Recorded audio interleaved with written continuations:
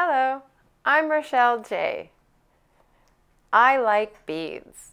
Big beads, small beads, shiny beads, matte beads, all kinds of beads. And my favorite beads are the TOHO AIKO cylinder beads. They are the most uniform beads, so all your work ends up perfect all on its own. It's hard to even mess up because they just work all by themselves. The TOHO piece ring stitch is a unique ring stitch that I came up with that can be made into bracelets, necklaces, anything that you can imagine. And so we're going to start with a TOHO ring today, which will work up quick and easy in about 25 minutes, and then you can share rings with the whole world. They stack up, and so let's get started.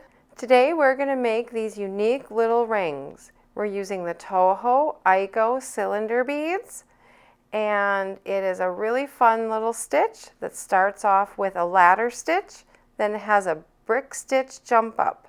And we're using 2 beads at a time, so it works up pretty fast. So it's a really unique little ring. So what we're going to do is start from the very beginning. We have to make these ring bases. So at the very beginning you use 1 yard of thread. So take it off your bobbin and add 4 beads. We're going to create columns, 3 columns of 2 beads. And so at the very beginning, we're going to create the first 2 columns all at once. So on 3 yards or 3 feet of thread, 1 yard, add 4 beads, slide the beads down to about 10 inches from your tail, wrap the thread around your finger to control the thread, slide through all the beads at once, pinch it to hold it in place, and then pull the thread towards you so that the beads will stack 2 and 2 side by side and stack on top of each other. Then we're going to go through the first 2 beads one more time. We want to lock these beads together. There are no knots in this pattern, and so if you go in enough circles, then it is secure. So once we now went through the first 2 beads on the left side, that's the first column. These 2 beads on the right, this is the second column. So now I'm going to pass down through the second column, and these are my first 2 columns in my first row of beads. Now we're going to create the third column. Each row will have 6 beads in it. And so we pick up 2 more beads, and so there we go. Pick up 2 more beads. Since I came out of the bottom of that column, I want to pass through the top. So come down from the top, and then these 2 new beads will sit right next to the other 2. And so then I'll hold the thread between my finger, and we're going to pass up through those 2 beads you just added, and those will lock them into place. So this is 1 row. We have 3 columns of 2 beads, and now we're going to create the second row and third row. See, and so I'm going to change colors so that we can tell a little bit easier what the rows are. So it's a very repetitive stitch, so we're going to repeat the first 4 beads again. We pick up 4 at a time for each new set. That way we create the first and second columns all at one time. So pick up 4 beads and have that new color so that you can tell. So your tail thread here is what you can hold on to, and it will also tell you where you're at. It's always on the bottom left hand side. So that way you know you're always working from the top right hand side. So I pinch the first row of beads in my finger, lay the 4 beads around my finger, and hold that thread and pinch it for proper tension. That way I can slide through all 4 of those new beads again, pinch it to hold my beads in place, pull the thread slightly towards you. Those beads will fold over. You can grab with your fingernail and pull them a little taut. That way this one column will be right above those 2, and this one's kind of floaty. So what we're going to do now is lock the second row into the first row. So see where your thread is coming out? Turn around and go right back down where your thread came out. Super easy, head for the thread. And then pull that down into place. Those two ones that were kind of floaty over here now have flipped to the left. So they're sitting right above the second column of the first row. So now our thread is coming out of the third column. We're going to go up the second column of the first row and then up the first column in the second row. So you're going to kind of have to put them on with your fingers and place them. So then your thread will connect these together so that the first column in the second row is now connected to the second column of the lower row. So now just like we did in step 2 in the first time, we need to pass down through the 2 beads on the right side, which is column 2. So now we have 2 columns in our second row. We need to add that third column. So we add 2 more beads, and since we're coming out of the bottom of that column, we need to pass down through the top.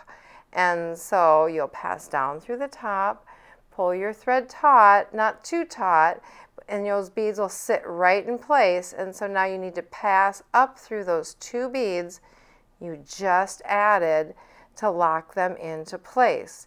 You don't pull too taut, otherwise the beads will kind of tweak. We want them to sit straight up and down. So this is row 1 and row 2. Now we're going to repeat all over again. So we're going to switch back to our original green color. So we pick up 4 green beads, slide them all the way down, pass through them all again. Once again, we slide them down, pass through them all again, pinch it with your finger, and then pull it towards yourself. Those beads will sit in side by side, 2 columns of 2 beads. When you pull it taut, those 2 beads on the right, you can just fix it with your fingernail, and the 2 floaty ones will now be centered. So you're going to pass up through the center row, column of that row, and the first column of the top row.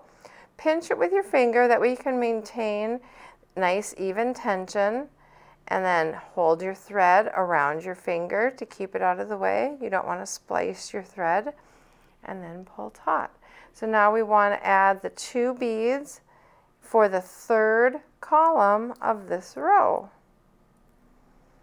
So we're coming out of the bottom again, so remember, come down the top, so those beads will sit right next to place, and then always lock those beads in place by passing up through the 2 beads you just added. So your tail thread is on the bottom left, and you are coming out of the top right.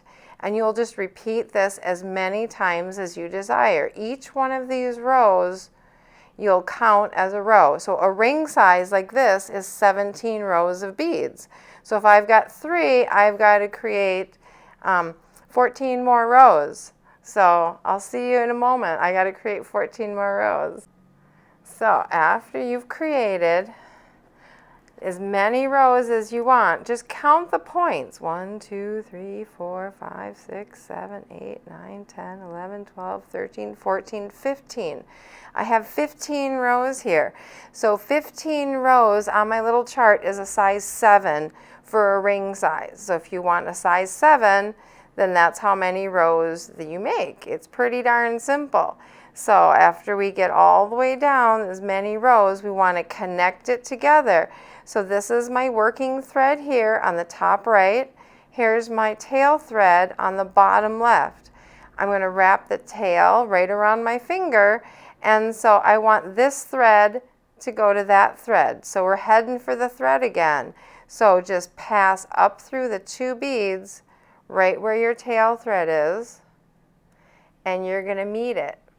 So what we want to do now is come down through the second row, column of that row, and go right back where you came from. So I can connect to the first column of that row and the second column of that row, just like we were adding it.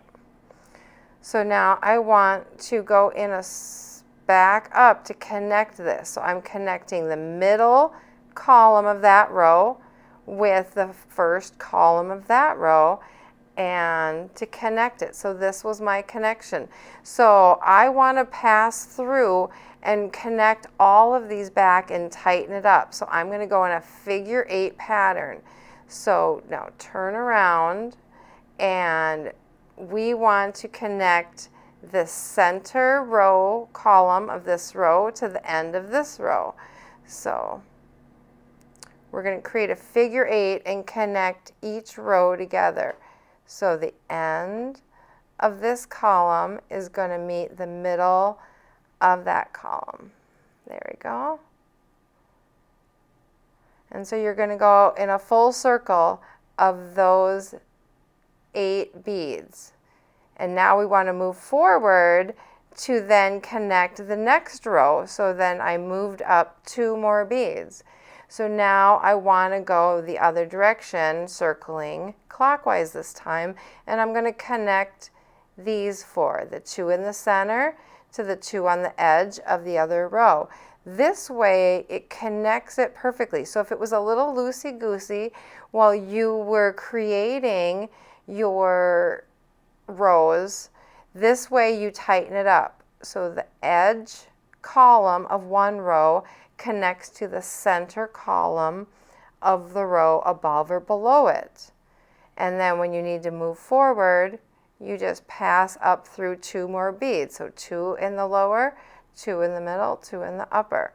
And we go all the way around the entire ring this way. That way it strengthens it so that it is an unbreakable ring. You can twist it, turn it, do anything you want with it, and because of the nature of the stitch, you are not going to break it. So once you get all the way done, then I just met my tail thread. I went all the way around. So now I went and put my needle on my tail thread. This was my tail thread where we met. So now I'm just going to go the opposite direction. And I'm going to weave this tail thread in so that it will strengthen as well and hide that tail thread. So I'm just going to move the other direction. Since I already went in circles of 8 beads, I'm going to zigzag my way through. And so I went up 6, down 2, up 6, down 2. So this way I'm even crisscrossing against my crisscross. So once again, there are no knots in this entire stitch. If there were, the ring would probably break. So this way, just trim your threads when you're done, and there's no need for knots, and you've worked all your threads in. So you've got a really nice ring. So you can then stack them up and wear as many as you want. Change colors, and that's the unique design. If you made the same amount of rows in each bracelet, they will stack up. If you want to make some fun patterns, we really like patterns, and so on this one I put little dots on the edges. I changed colors. And so you can really make a unique pattern with just changing one bead. It's pretty darn simple, so that if you have a few beads laying around and you want to make a ring anyway, you don't need very many beads to do it. It's less than 1 gram of beads.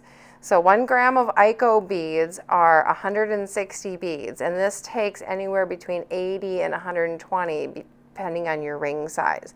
Since the AIKO beads are entirely uniform, each ring turns out the same. And so if you want to make it all the same color, then add 4 beads of all the same color, obviously. And then slide all the beads down into place. Wrap it around your finger. Pass through them all again. Head right back down where you came from in the lower row. and then pass up through the center column of the lower row and up through the 2 beads on the left, which are the second 2 beads you added. Okay, so then go down through the second column. You've now locked him into place. So if you want to create one of these fun just little dots on the edges, you have the first 4 of the same color, and now the first bead in your 3rd column is the accent corner bead. So the 3rd bead is green and the 4th bead is the same as those other 2. So then pass down through the top. Make sure you clear your playing field and you won't get tangled. And that way, pass up through the 2 you just added. So now you have just the little dot of the color right on the lower right point. If you want to make the dot on each point, then you need to add one in the middle here. So if we want this row to be pink with a green dot over here, the first 2 beads are going to be your second column in the upper row. So add 2 of that color, and then your 3rd bead is going to be the accent color. And then the 4th is your main color again. So slide them all the way down, pass down through them again, and see the 3rd and the 4th bead are the floaty beads. So when you go down through the lower column, they're going to swing right over there on the left. And so you know which ones you got to go through. The middle column of the lower row, and then the left column in the upper row, which is the 3rd and the 4th bead. So now you have your little dot on that corner accent, and we're going to now do our dot on this corner accent again, remember, so it's a 3rd column. So the first bead of that 3rd column is your accent color, and then you pass down through and lock the last 2 into place. And so this way you've created an accent dot on each end. And so it's really just fun. You can change any kind of whimsical pattern that you would like. You can change colors as you go. So I had dots of brown on that side, and then I just reversed it for the opposite on the other side. So it's anything you want to do. And so if you want to make it into a bracelet, I did accent beads on one side on one and one side on the other, and then I created stripes down the middle. So I alternated where the accent bead went as I went through to create this neat pattern, and then I sewed them together at the end and did just an extra little one. And I use these new little symbols clasps, which have unique spacing, which is the exact same spacing as the Aiko cylinder beads. And so you can do anything that you want. A little tiny dot on a pattern really creates a neat accent. And so it goes a long way with just a little bit of gold on black. If you would like to also create, I told you they stack into place, and so these are the same colors I was using in my rings. I just turned them into a bracelet. And so you can sew them together just on the edges. And a unique thing with these rings is they make great button loops. This is just 17 rows of a ring, and it went around the button just perfectly. And because it twists and turns, it's really unbreakable. So all I did is I changed colors once I got to the end and made a few rows of the different color to make it look like a border. And then I made them all the same length. And so it's really a lot of fun. Like I said, they're stackable. The Aiko beads are the same size, so all of your patterns come out the same too. And it's really just fun to play with. they work together so nicely they feel almost like fabric. If you sew them together in their stackable pattern, then you get a solid band that almost looks like a peyote stitch or something, but it's a lot stronger because of the circle. And so I created a little Morse code pattern here. So this says peace in Morse code. And so for the Aiko peace ring. So if you want to turn it into an awareness ribbon, it is really easy to do. You just create your ring base, and instead of connecting it at the ends for a ring, then you connect it in the center as a ribbon and just fold it over and sew it as a ribbon. And so I looked up the awareness ribbons, and there is no white ribbon. And so I think that the white should be for peace, in my opinion. So I think it's the peace awareness ribbon. And I just accented it with the silver. And so if you're going to make it into a ribbon, once you finish your base, you do need to go back and re-secure it too, just like you did with the ring. See, this is the same 17 lengths. And this one I went back and tightened up. See how much shorter it is? Because you really have to get the uniformity of the zigzag with the edging. And so once you finish, and if you're doing it in a straight line, all I did is turn around and went back and did my figure eights more in a, instead of being wrapped together, just secure the edge. And when you need to move forward, you can zigzag down. So then pass down through just 2, and now we're going to go up through 4. So the edge of that row connects to the middle of the upper row. The edge of the upper row connects to the middle of the lower row. And so you're going to go in a circle. So you tighten the whole thing up, and then that way when you fold it over into the ribbon, it will stay nice and sturdy. It won't go loosey-goosey all the way around. And so you need to tighten all that up, and then it'll turn out to be the same length. And so all you're going to do is weave these tails right back in here, and then just stitch it together. So you'd go up and down and pass through a couple beads. Then if you want to put an ear wire on it, you could put a jump ring right here, or you could sew on a little 8/0 demi for your ear wire to hang on to. And then it would be a really cute little earring. And so I have matched the Toho 1G thread to all of my patterns.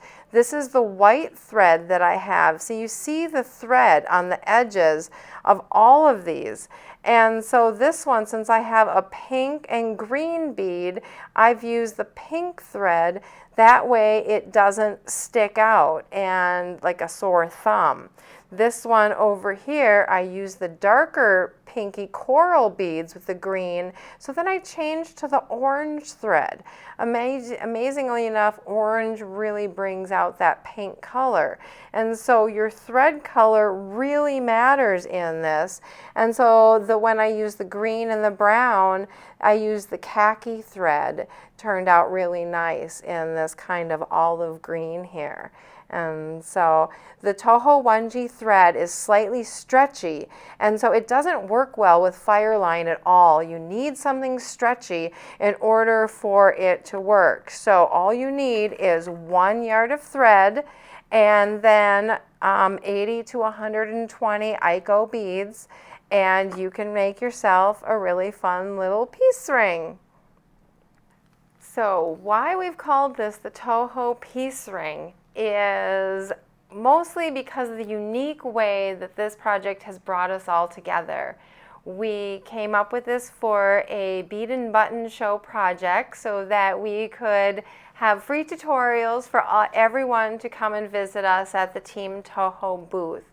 And it was so much fun. We had over 350 people come through our booth that day, and the president CEO of Toho, Iwao Yamanaka, even sat down and made his first peace ring, and he was hooked. And he saw how much everybody had fun and fun beading with him, and he went back home to Japan, and his brother Hajime came up with this incredible idea to share through the airwaves. And so we would like to promote more peace through Instagram and Facebook and the entire world of social media. And so if you make a peace ring and take a picture of the ring, you don't have to be in it. We would like a picture of the ring somewhere in a peaceful place, maybe that brings you peace and joy, or a peaceful moment in your family or in your day, and say something peaceful to the world. And then hashtag Toho Peace Ring, hashtag Toho Beads. We will see it, and Toho will donate $1 for every hashtag throughout the year for Toho Peace Ring to go to the Peace Charity in Japan. And so the Day of Peace is August 6th in Japan. And so it started last year. We have been doing projects all over the globe with bead societies and different beading groups and individual groups, and trying to share our peace and joy through the world, and how beading has brought us together and brought joy to us. And then hopefully we can bring peace to the world through donations. And so we do have Toho Peace Ring kits, which is part of the Peace Ring project, and there's enough beads for 2 rings and thread for 2 rings, and it's only $3, and then $2 goes to charity. They come in all the Pantone colors. Otherwise, just like I said, all you need is 80 to 100 beads and about a half an hour of time, and we can bring peace through the world. Hashtag Toho Peace Ring. Thank you so much for joining us. Visit us online at bobbybead.com. You can head over to our YouTube channel. Don't forget to like and subscribe. At the bottom of every video, there is a Show More, and in here you'll find the links to all the products being used in our tutorials. Have a great day. See you soon.